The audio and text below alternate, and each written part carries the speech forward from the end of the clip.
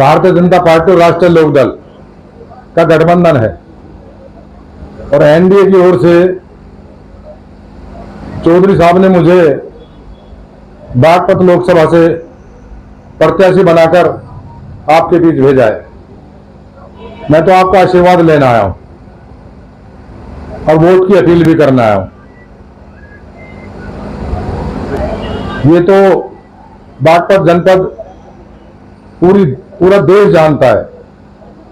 जिस श्रद्धे स्वर्गीय चौधरी चरण सिंह जी जो किसानों, गरीबों, मजदूरों के मसीहा,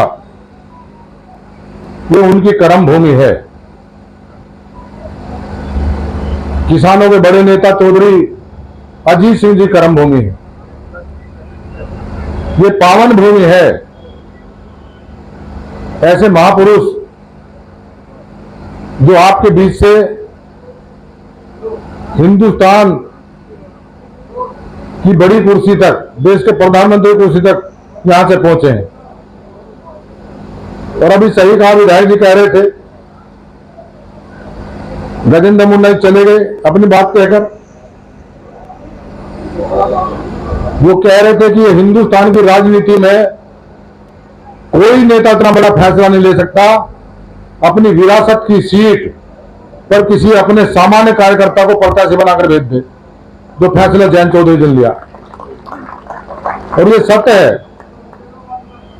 कि मेरे जैसा कार्यकर्ता इतने बड़े सम्मान, इतने बड़े फैसले का कर्ज कई जन्मों में नहीं उतार सकता, कई जन्मों में। मैं इसलिए भी आपसे कह रहा हूं कि ये चौधरी चरण सिंह जी कर्म भूमि है, ये पावन भूमि है, चौधरी अजीत सिंह जी कर्म भूमि है। और यह स्थान चौधरी चरण सिंह जी की विरासत का जयंत चौधरी का स्थान है। जो उन्होंने फैसला लिया, ये बड़ा फैसला है। मैंने अपने जीवन में कभी सपना भी नहीं सोचा था कि मुझे बागपत जैसी लोकसभा सीट से चुनाव लड़ने का ख्वाब भी पाल लूं मैं, क्योंकि ये मेरे नेता का स्थान है।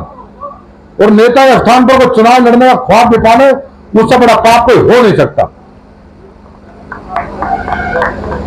लेकिन जो फैसला चौधरी साहब ने लिया, मैं तो उनकी खड़ाऊ लेकर आपके बीच में आया हूं।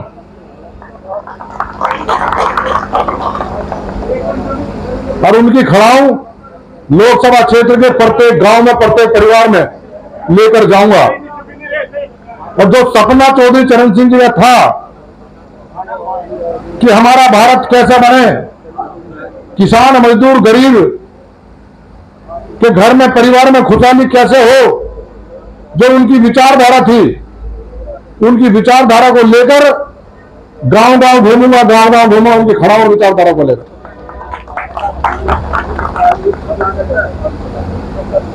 भारतीय जनता पार्टी के तमाम संगठन के पदाधिकारी और राष्ट्रीय लोकदल संगठन के तमाम पदाधिकारी इस चुनाव में लगे हैं। तो सभी वक्ताओं ने एक ही बात कही है कि चुनाव अगर गांव में जाओगे, समाज के अंतिम व्यक्ति के पास तक अगर पहुंचोगे, उससे अपील करोगे, निवेदन करोगे, उसको गले से लगाओगे, तो आपकी ताकत बढ़ेगी, आपको वोट प्रतिशत आपका बढ़ेगा। और अगर सिर्फ बैठकों में बैठ के बाद मेरे भाषण सुन ले, इनके सुन ले, इनके सुन ले, इनके सुन ले, अगर यहीं तक हम रहे तो जो हम जहां से चलते चलते चलते चलते जहां पहुंचे हैं, हमें यहां से ऊपर उठाने वाला कोई है नहीं, कोई नहीं उठा पाएगा। आत्मचिंतन करना होगा एक एक कार्यकर्ता को। अगर चौधरी चरण सिंह को मानते हो, उनकी पूजा करते हो, उनको अपना देवता समझते हो, किसानों को देवता समझते हो, अगर चौधरी अजीत सिंह जी को अपना नेता मानते हो, जयंत चौधरी जी को ताकत देना चाहते हो, तो आत्मचिंतन करना होगा कि हमने चुनाव में हमारी भूमिका रही क्या है। अपनी भूमिका तय कर लो। चौधरी साहब ने कभी जाति धर्म मजहब की राजनीति नहीं करी। वो सभी जाति धर्म मजहब के लोगों को समान दृष्टि देखते थे और मैं भी उनका शिष्य हूं। मैंने उनके चरणों में बैठकर अपनी राजनीतिक यात्रा की शुरुआत की है। उनके व्यक्तित्व को पढ़ा है, उनकी नीतियों पर चलने का संकल्प लिया है। और मैं इतने लोगों के बीच में आज कह रहा हूं हो सकता है बहुत से लोग सोचते होंगे जिस समय 2022 में विधानसभा का चुनाव था और समाजवादी पार्टी और राष्ट्रीय लोकदल गठबंधन था, सिवाल खास पर गुलाम मोहम्मद जी का टिकट हुआ। उससे पहले ये चल रही थी चर्चा कि सांगवान को टिकट मिलेगा, हो जाएगा हो जाएगा हो जाएगा। शाम तक चल रही थी, टिकट इनको मिला तो शाम का समय था 8-9 बजे का। मैं देहात में था, मैं देहात में से रात को 11:30 बजे पहुंचा अपने घर। मेरे पास कोई कहने नहीं आया। सुबह के 6 बजे इनके घर पर था मैं, सुबह के 6 बजे इनके घर पर, सुबह के 6 बजे मुझे कोई मौका देने नहीं आया। न किसी ने कहा कि आप ये फैसला लो, आप ये फैसला लो। मुझे पता है मेरा दायित्व क्या है, मेरा धर्म क्या है। मैं हूं किसका कार्यकर्ता हूं, मैं चौधरी जैन का कार्यकर्ता हूं, मैं चौधरी चरण सिंह जी का शिष्य हूं। मुझे पता था मेरी पार्टी की मजबूती कैसे होगी। मैं 6 बजे सर्दियों के समय, ये अपने घर नहीं थे, मैं इनके घर पहुंचा। मैंने कहा विधायक जी आपके चुनाव को आगे बढ़कर मैं लड़ाऊंगा, आप मेरे साथ चलेंगे। अगर वर्कर हैं, कार्यकर्ता हैं, हम मानते हैं चौधरी चरण सिंह जी को मानते हो, चौधरी अजीत सिंह जी को मानते हो और जैन चौधरी को ताकत देना चाहते हो तो किसके टेलीफोन का इंतजार कर रहे हैं हम? किससे कहलवाना चाह रहे हैं कि चुनाव में हमारी भूमिका क्या है? सबको पता है। अगर राजनीति करते हैं संगठन से जुड़े और उस विचारधारा को मानते सबको पता है कि चुनाव में हमारी भूमिका किस किस की क्या है। किसके टेलीफोन का इंतजार करते हैं? क्यों करते हैं? अगर नहीं करना है तो इंतजार करेंगे, फोन नहीं आया। और अगर करना दायित्व है उनके भक्त, उनके सेवक हो, उस पार्टी को मानते हो, विचारधारा को मानते हो तो सबको पता है ऐसा काम करो। मैं सुबह 6 बजे पहुंचा था इनके यहां, किसी ने नहीं कहा था, न दिल्ली से, न किसी गांव से, न घर का, न इन्होंने, न इनके किसी आदमी ने।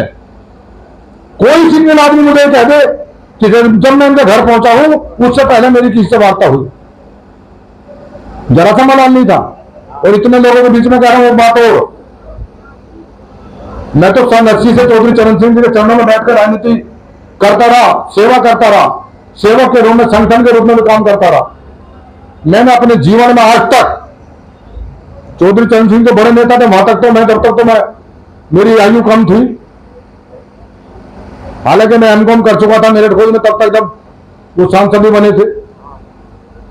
लेकिन मैंने चौधरी अजीत सिंह से और चौधरी जयंत जी से आज तक अपनी जबान से ये नहीं कहा चौधरी साहब मेरी ये इच्छा है, आज तक नहीं कहा। कोई कहता हो, अगर मैंने इच्छा व्यक्त की, हो सकता मेरे को समर्थक गए उन्होंने कहा हो, लेकिन मैंने अपनी जबान से आज तक, जब मुझे अब भी प्रत्याशी बनाया, मैंने कभी अपने भाव उनसे ये नहीं कही चौधरी साहब मुझे आप विधायक का टिकट दो, मुझे आप सांसद का दो, मुझे आप कुछ पदाधिकारी बनाओ। मैंने कभी किसी चीज के बारे में आज तक अपनी जबान से उनके सामने नहीं रखा। कोई नेता जाकर उनसे पूछ ले कि अगर कभी सांगवान ने बात कही हो। मैं आपसे ये निवेदन करना चाह रहा हूं, ये चुनाव आपका है। मैं तो कार्यकर्ता हूं, बहुत छोटा कार्यकर्ता हूं। बहुत सारे साथी कह गए, अपनी अपनी बात कह गए। मैं सत्य बता रहा हूं, मैं तकत और दरी वाला आदमी हूं। मेरे छोटे से कमरे में तकत और दरी है, इसके अलावा कुछ नहीं है, कुछ भी नहीं है। और ऐसा भी नहीं है कि मैं कमा नहीं सकता था। कोई ये सोचता हो कि मैं कमाने से तो मैं कमजोर था, हो सकता मैं सबसे ज्यादा मजबूत था। जितने यहां लोग बैठे हैं सबसे ज्यादा मैं एक दिन शुरुआत करता तो दौलत के अंबार लगा देता। लेकिन मैंने चौधरी चरण सिंह जी को पढ़ा, जो उन्होंने हमें चरित्र निर्माण के बारे में बताया, जो उनके सिद्धांत थे, जो उनकी विचारधारा थी, मैंने उनको पढ़ा, उनको आत्मसात किया। मैंने एक पल के लिए भी कभी यह नहीं सोचा कि मुझे सुख सुविधा भोगने के लिए बहुत सारे संसाधनों की जरूरत है। मेरे पास नहीं है, न परिवार है, न कारोबार है, न घर बार है। मेरे पास 24 घंटे आपकी सेवा के लिए है, आपकी सेवा के लिए। जो चौधरी साहब ने भरोसा मुझ पर किया है, जो भरोसा चौधरी साहब ने किया है, मैं आपको भरोसा दिला रहा हूं कि 24 घंटे आपकी सेवा करूंगा। मेरा घर भी और परिवार भी आप हैं, आपके बीच रहूंगा।